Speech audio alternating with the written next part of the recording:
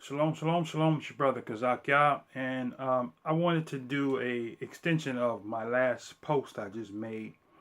And once again, as I said, there's an overwhelming amount of Christian churches now that are embracing the Hebraic identity, right? Part one of that, but then the second part of that, they're saying, "Oh, we're under the new covenant, and so we don't have to obey the old covenant. We don't have to obey the laws and statutes and commandments." So and this particular pastor used Deuteronomy 28.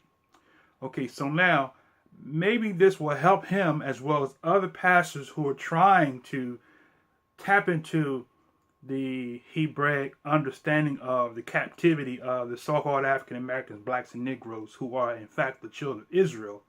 But now I want to go to the chapter that follows Deuteronomy 28, because 28 is the identity chapter and the prophetic chapter to identify who the children of Israel are.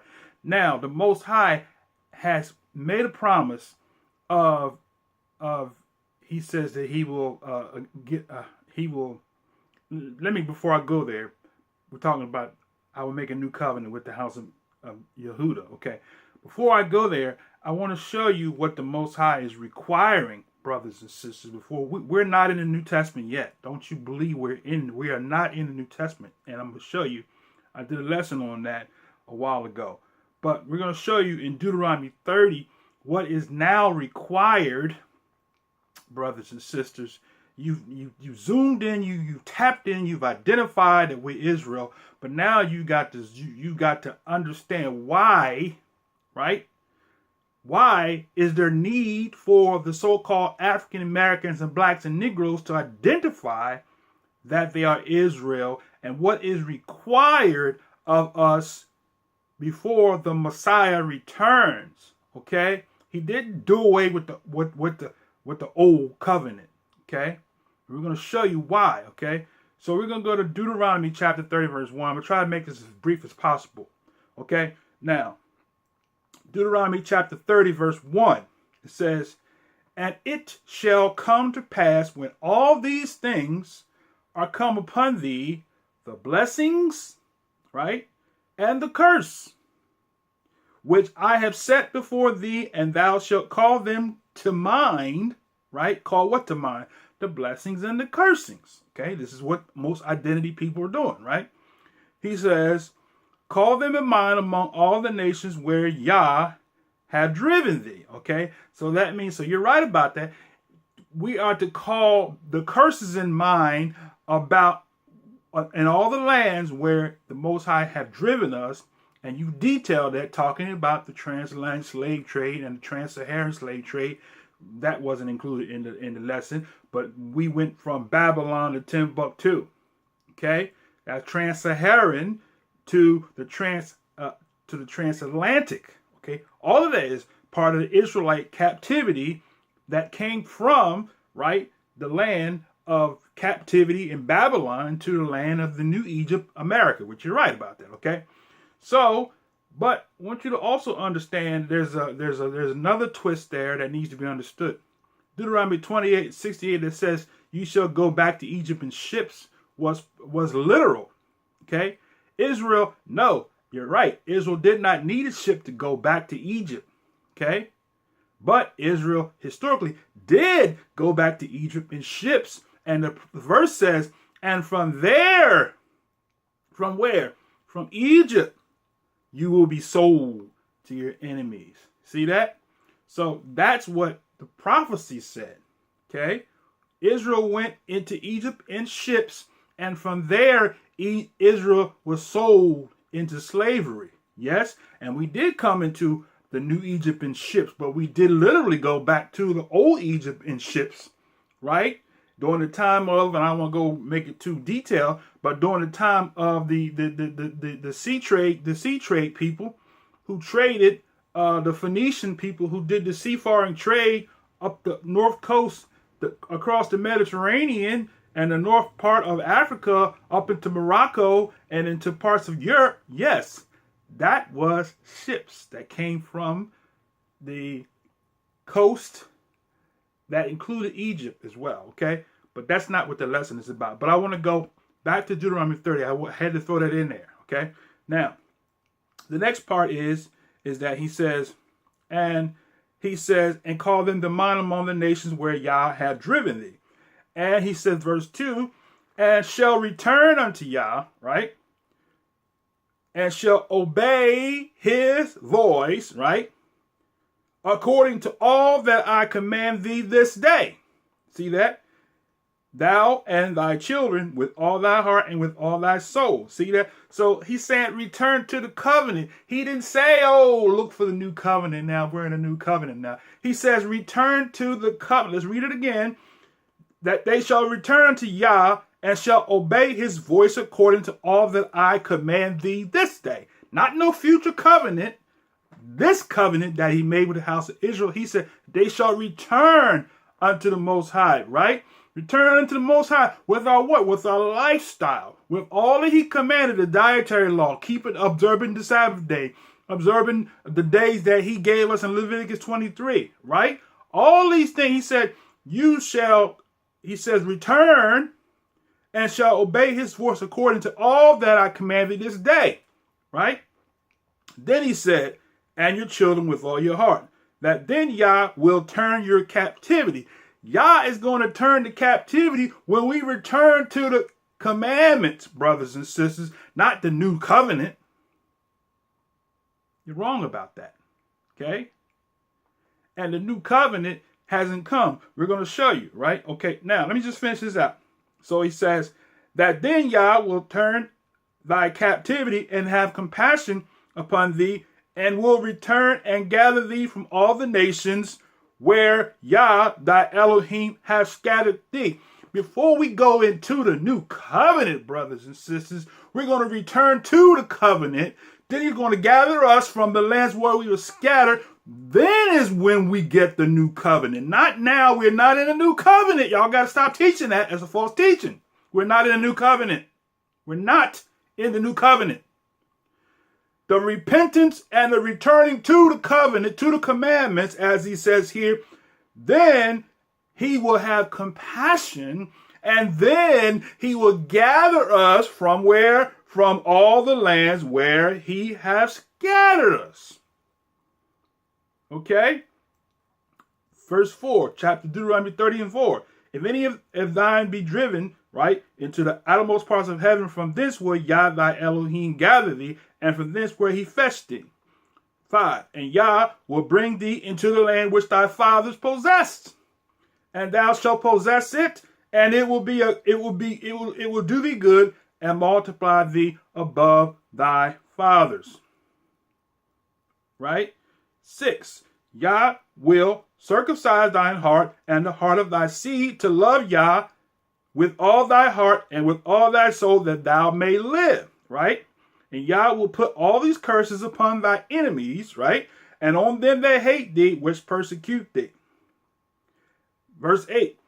Thou shalt return and obey the voice of Yah and do all, not the new covenant, do all his commandments which I command thee this day. You hear that? That's what the Most High said. He didn't say nothing about, no, we don't have to keep the old law. We don't have to keep covenant no more. We're under the new covenant now. That's not what he said. That's not the prophecy. That's not the book. That is your interpretation of your Christian theology, and it's false.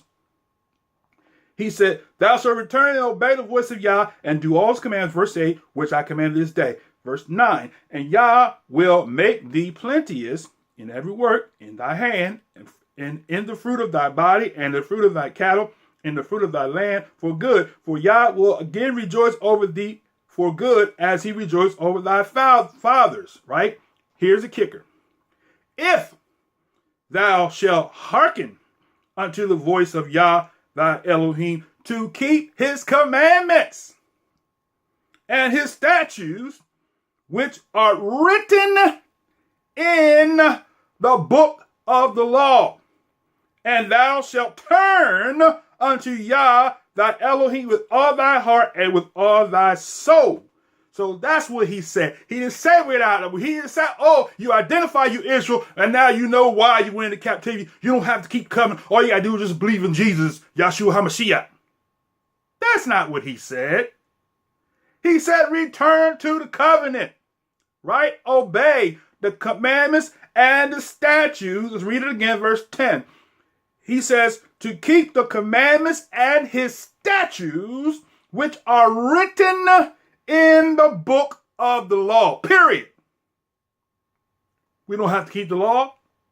That's Christian theology that's attempting to embrace to embrace that falsehood that we've adopted from Christianity, embrace it, and now mix worship and Christian Hebrew theology so that it's acceptable by most Christendom. Okay, it's false, it's a deception, and the enemy has tricked you. You have fallen for a Mickey. Somebody slipped a Mickey in your drink. All right, now let's go back. Let's go to the new covenant. Okay, what he said, because the new covenant follows. The new covenant follows the return to the covenant, right? The obedience to the commandments and statutes, the gathering of Israel back to the land of our forefathers, and then that's when the new covenant or the renewal of the covenant is instituted. Okay? Now, Jeremiah 31. Okay? 31. Behold, the days come, says Yah, that I will make a new covenant, which in the Hebrew tongue it is a renewal covenant. It's not something brand new, fresh, and new. It's a renewal, reinstatement. It's like you renew your vows with your spouse. I mean, people say all the time, Most High is married to the backslider. Right. So when he reestablishes the covenant with us, that's what the new covenant is. It is a reestablishment. It is a reenactment. It is a renewal, a refreshing of what the Most High gave us from the beginning. Okay? Not something brand and total new, but you can look that word new up and it will bring a whole nother level of revelation to your teaching. Okay? Let's continue. So he said, I will make a new covenant with the house of Israel and with the house of Judah, or Yehudah, okay? Not according to the covenant that I made with their fathers in the day I took them by the hand to bring them out of the land of Mizraim, which my covenant they break, although I was a husband unto them, says Yah. But this shall be the covenant. Here's the thing. This is how we know we're not in the new covenant, brothers and sisters, because this is what he said. This is how you will know you were in the new covenant. And this happens after we have obeyed the covenant, have returned to the Most High, our children, our whole family. And then now he gathers us and brings us back to the land where we were scattered from. After that takes place, then he says, verse 31, not according to the covenant I made with your fathers in the day that I took you by the hand to bring them out to the land of Egypt, which my covenant they broke, although I was a husband to them. Verse 33. But this shall be the covenant that I will make with the house of Israel. Here it is. After those days, says Yah, I will put my law. See, the law's not done away with. I'm going to take the law I gave you, right? I'm going to put it in your heart. I'm not going to say, oh, you don't have to keep the law. All you got to do is just believe in Jesus. No, he said, I'm going to write my law, my Torah, my instructions, my way of life. I'm going to write it, right, in their inward parts and write it in their hearts and will be their Yah, their Elohim, and they shall be my people. Watch this. And they shall teach no more every man his neighbor. See that? They shall teach no more every man his neighbor, right? And every man his brother, saying, know Yah, for they shall all know me, from the least of them unto the greatest of them, says Yah, for I will forgive their iniquity, and I will remember their sin no more. So that doesn't happen, brothers and sisters, until we are regathered back to the land of Israel. Why? For what purpose? Because he said that we're going to be the priests to the nations. So we are going to be a part of the government of Yah on earth, where the law is going to go forth from Jerusalem. Okay? You can go to Hosea, I believe it is, or Isaiah, where he says the law should go forth from Jerusalem. How's it going to go forward? Because the people that are carrying out the law, brothers and sisters, are the self-same people who the Most High gathered from the lands where he scattered them, put his laws in their hearts so that they walk in total obedience and agreement in all knowledge, spiritual knowledge, wisdom, and understanding of the Most High's way of living and his instructions, that they can enforce it to the nations so that the nations can live according to the way the Most High has said or has instructed his creation to live. The priest above all people. That's what we're talking about. Identifying you, Israel, is one phase of the whole prophecy, of the whole flow of the futuristic prophecy for the nation of Israel. Knowing you're Israel is one thing, but knowing how to be Israel is another thing. And that's the thing that we need to get. We need to learn how to be Israel. And on that note, I'm going to say shalom, shalom, shalom.